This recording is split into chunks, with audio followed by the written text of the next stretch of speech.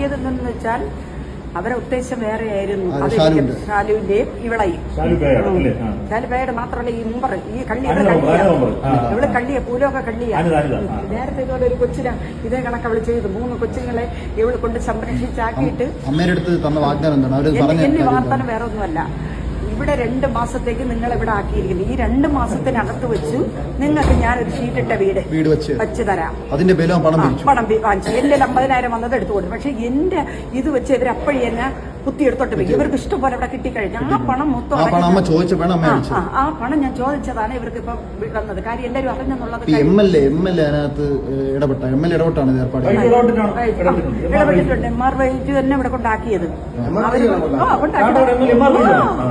അവരും കൂടെ ചേർന്ന് എന്റെ നാട്ടിലെ ഒരു പയ്യൻ കൂടെ ഉണ്ട്, ഒരു കോൺഗ്രസിലെ ഒരു പയ്യൻ. ഞാൻ എനിക്ക് സതീഷ് എന്നാണ് കൊണ്ട് ഒരു വണ്ണമുള്ള ഒരു കഷണ്ടി.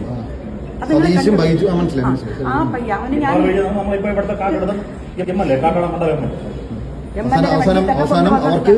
അതുവരെ അനുചേരി വീട്ടിൽ താമസിക്കാനുള്ള നിയമനം. ഒരു പയ്യന്റെ വീടാണ് ഞങ്ങൾക്ക് വാർത്തനം ചെയ്തത്.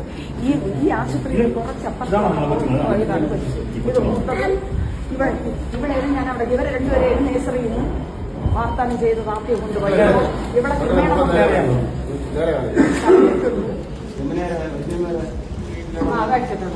അമ്മ എന്താ എവിടെ കടിച്ച അമ്മ എവിടെ കടിച്ചവര് ഇത്